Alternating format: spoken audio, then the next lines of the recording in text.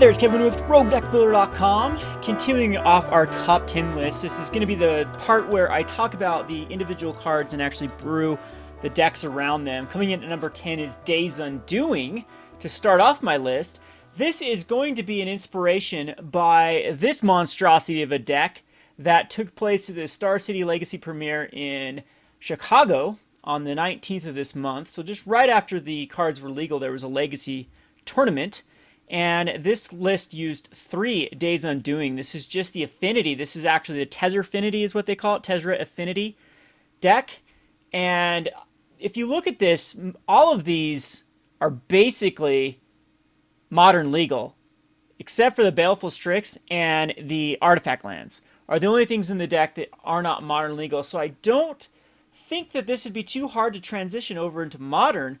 The reason that you'd want Days Undoing in an Affinity deck like this, you'd really want to go into what we call Affinity with like cards like Frogmite and more free spells. And typically, I've talked to a lot of Affinity players, and they say that in Modern, and they say that it's usually not the best strategy to barf your hand out on turn 1 as you open yourself up to like board wipe. It's more of a Affinity can have explosive draws, but it can also have a very, very grindy matchup and just grind people out. And so that way they prefer to play cards like Steel Overseer or Master of Ethereum instead of going to the old school Affinity barf out your hand route, which you see in Legacy. But I think that Modern has that ability to do so, and now Days Undoing is going to be the engine, just like you saw in this deck. I mean, it took 6th. 6 is pretty significant, especially Affinity. Usually in Legacy, that's a tough archetype to really take to the top, because with Affinity you're eventually going to go up against a bad match. Like Affinity really struggles against combo decks. The Chalice of the Void can help against certain combo decks that use a lot of 0 drops, but other than that, or even 1 drops, but a lot of combo decks that have a spread of different cards, then you can't really even shut them out with Chalice, and you just lose to those pesky extremely quick combo based decks like Charbelcher, etc., etc., etc. What this deck does do really well against is decks like Hate Bears. Well, Hate Bears can still take care of a lot of their, or Death and Taxes can take care of a lot of the artifacts. They usually have a one card kill every artifact type spell, and then control decks you can actually grind them out. So anywho, let's go back over to my version. This is going to be, like I said, very similar of that. We're going to try to use the exact same deck list that you see in the Legacy and just see if we can make it modern. So I am going to use a full set of Frogmites. I think they're very important if you're going to be running Tezzeret, because Frogmite is going to be free. It's going to be very easy to get for free. I thought about putting an Ethereum Sculptor in here to then make your Springleaf Drums and Signal Pests free, but I don't know if it's worth it quite yet. Then I just don't know if that's the route to go, but keep in mind that might be a very, very decent route to go. And there's also cards in that whole archetype of, what do they call those, Artificers? Vidalcan Artificers? Because you have the one that gives them Convoke. All artifacts Convoke, so they cost 1 less for whatever you tap. And then Ethereum Sculptors. And I think there's a few other cards like Chief Engineer. No, that is Chief Engineer. Grand Architect. So here, I'll bring them up. All the Vidalcan Artificers. You have cards like Vidalcan Alright, see if this will find him. Alright, so you have like Grand Architect. This you can tap an untapped blue creature control, add 2 to your mana pool. And then you play a lot of blue, like the blue artifact cards. So they're both blue and artifacts, like Ethereum Sculptor. You can actually tap this guy. He's a blue creature. There's another one that's just 1 blue. And then even the 2/1 flyer that cost Phyrexian mana and 2, I believe. All of these you can go kind of like crazy with the ability to convoke them in, or just with Grand Architect tap them in and then cast them, and then you can just go off with Tezzeret. And then the problem is that you run like out of cards quite easily, and then you need a few more turns. You need like a big card like Days Undoing to then try to kill them off on, say, like turn 3 or turn 4 after. So what Tezzeret's going to try to do is he's going to try to +1 immediately. And you can even get past this in that type of deck with any sort of card like Proliferate. I'm sure there's a Proliferate ability as an artifact that'd be quite easy to get off with the ability to just convoke it in or cheat it in with Grand Architect. or Ethereum Sculptor. So in all honesty, you could go Barf out your hand turn 1, turn 2 Days Undoing, or even possibly even days 1 or turn 1 Days Undoing. Most likely it'll be turn 2 Days Undoing, and then turn 3 cast a Tezzeret, proliferate, and ult for the win. Because the -4 on Tezzeret says target player loses X life, and you gain X life, or X is twice the number of artifacts you control. And in this deck, or like I was saying, the Grand Architect type deck, that wouldn't be too hard to have 10 artifacts on board and then just do 20 damage. But for this particular one, I'm not going to go for the Ethereum Sculptor or the Grand Architect or the Vidalcan Engineer, etc.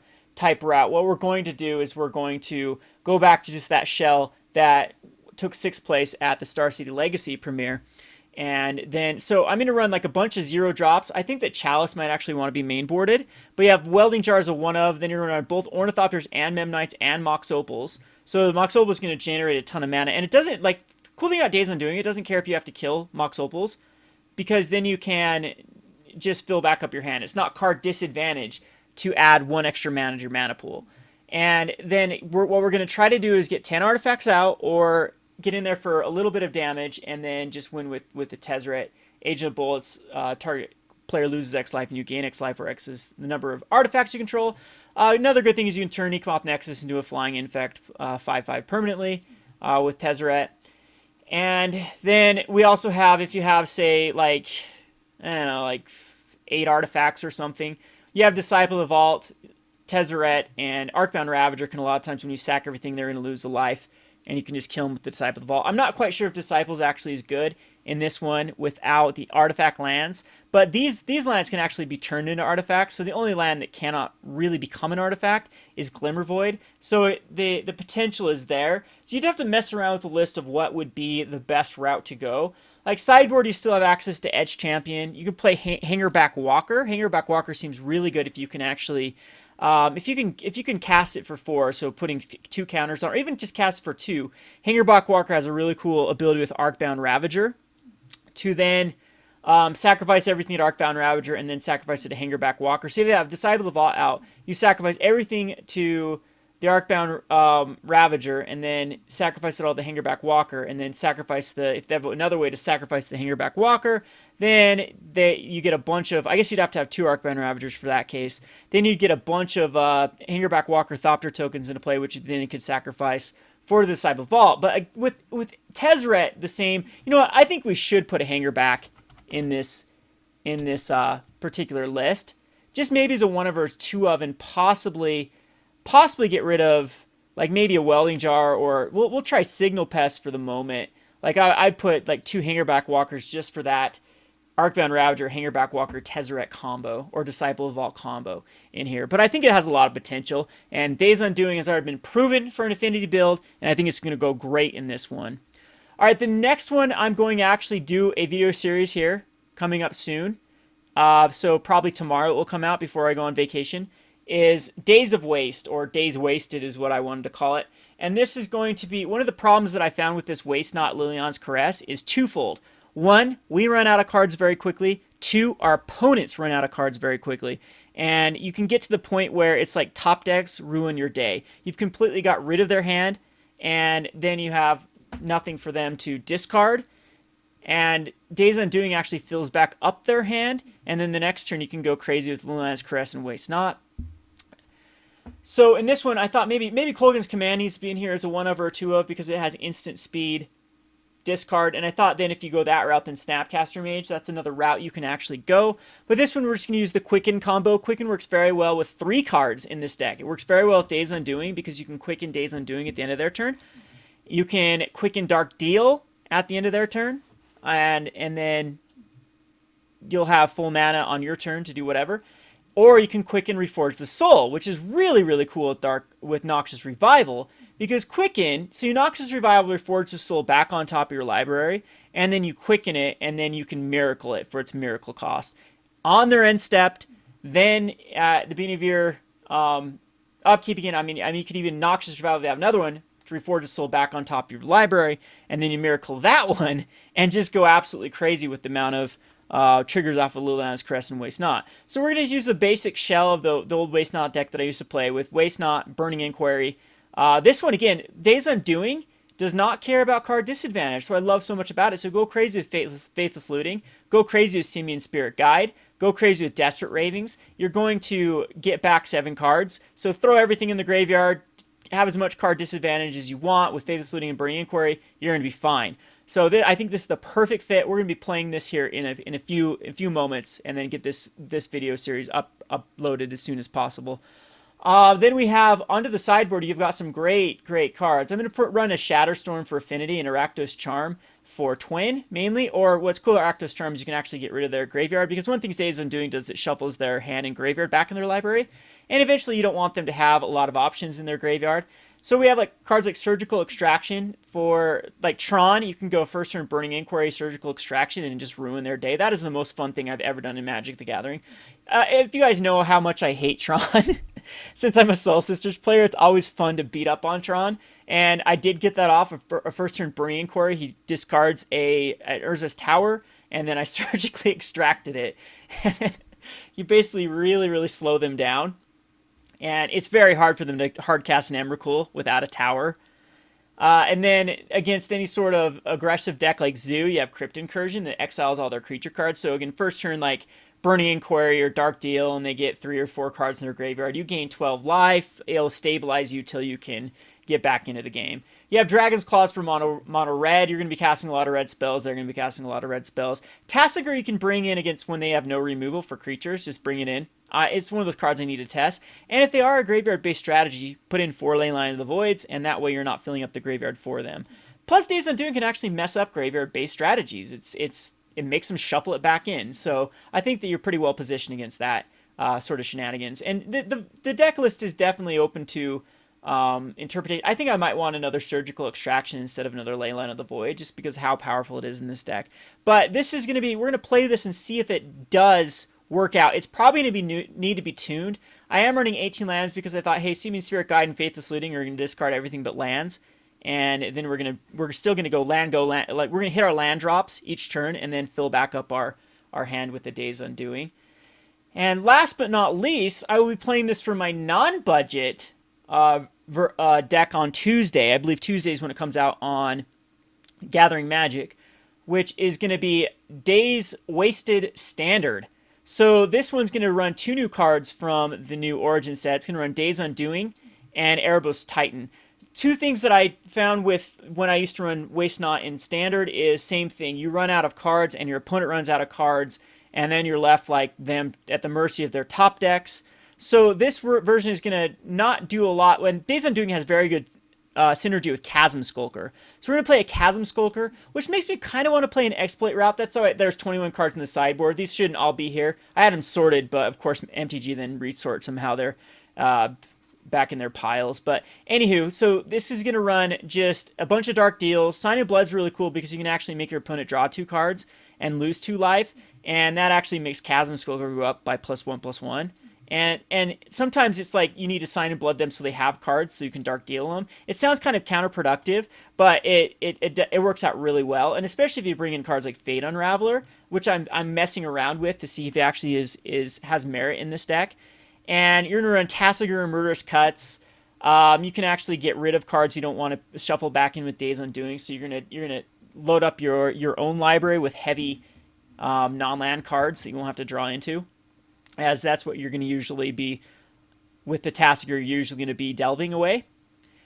And this stuff, Treasure Cruise is going to fill up your own hand. Waste Not is going to be a beater if they're a creature-based deck. But the great news is you have Erebos' Titan, and it says whenever a creature card leaves an opponent's graveyard, well, actually Days Undoing makes it leave its graveyard. So it's going to be very easy to keep casting back Erebos' Titan and actually have this kind of a free card out of your graveyard. It's going to be weird though, because I don't know if this will work with Days Undoing, because I don't know if it gives you the option right then and there. It's going to shuffle back in and you can't discard a card. But we're going to figure out ways, like by making it leave graveyard, there might be some ways we need to go with exile graveyard, and then that way we can actually trigger off Erebos' Titan.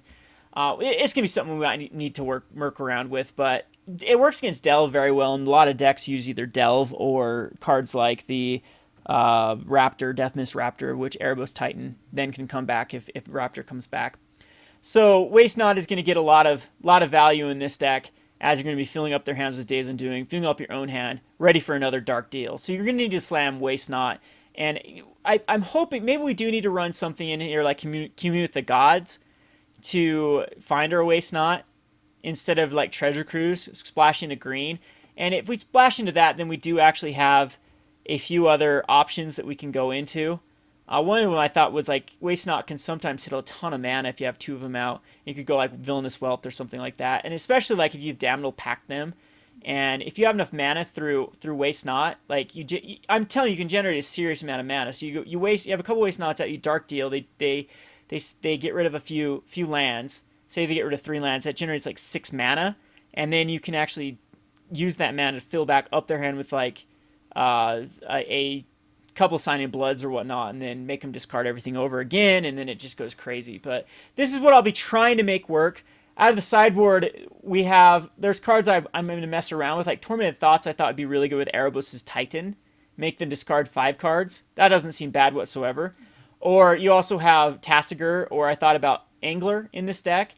And then if we do need some sort of sack outlet to sacrifice our Chasm Skulker, or what I was really thinking about was Liliana Heretic Healer, you'd have a great zombie called Fleshback Marauder that's coming out. And speaking of zombie tribal, if we really wanted to try a zombie tribal deck in this sort of thing, we have the Risen Executioner, which makes all of our zombies +1/+1. I can't even talk today, which makes our Waste Not tokens a lot more threatening. And Fate Unraveler is another card I'm messing around with. And Minister of Pain actually seems pretty decent by able to exploit a 2/2 zombie or just exploit itself. And then creatures your opponent controls get -1/-1. I just thought it might be worth considering that against those pesky Dragon Fodder type decks. So Infinite Obliteration will be in here to get rid of any sort of pesky card that we need to get rid of. Hero's Downfalls get rid of Planeswalkers. Drown in Sorrows against fast decks. Languish is against flash decks. And then Stain the Mind's really cool in this deck because you can actually convoke with Waste Not tokens and get rid of a problematic card, which is pretty sweet. I've been able to Waste Not, make them hit a couple lands, and then Stain the Mind in the same turn. Sidisi I thought might be pretty decent here. Sidisi's also a zombie, and you can exploit a Waste Not card pretty easily just to go tutor up something. Liliana Vest used to be in this deck pretty religiously, and then you have access like Crux of Fate. So it's going to take a number of cards to really perfect this, but I really think that Days Undoing gives a huge upgrade to this deck as well. So without further ado, I'm going to go ahead and play the modern Waste Not or Days Wasted deck and see how well it performs in the metagame right now. I have all the cards for that right now, and was able to pick up Days Undoing for not too expensive, like 5.5 tickets each. So we'll go ahead and play it. That's pretty cheap for a Mythic on MTG, especially with the Origins just being out for a few days. So I'm going to go ahead and play that, and be looking forward to this on Tuesday from Gathering Magic to see how well it performs against the standard metagame. If you have any suggestions for these decks, please do so in the comment, and let me just know overall what you think. If we can get the cards for Affinity, I'd love to play it, but I am so strapped for cash right now with all these other cards I'm going to have to buy out of Origins. It's 4 Mox Opals, 4 Arcbound Ravagers. Probably not going to happen unless we get some massive donations from a diehard Affinity fan or just fans in general, and then we'll try and play it on MTG. Or if you have the cards, I'd love for you to tape a video series and let me know how it goes. Maybe we can actually tape a video series over Skype. I've done it before with Morton, and it works out pretty well. And that'd be something that you could do to be involved with Rogue Deck Builder. Hey! Pretty good. Anyway, this has been Kevin with RogueDeckBuilder.com. Thanks for watching.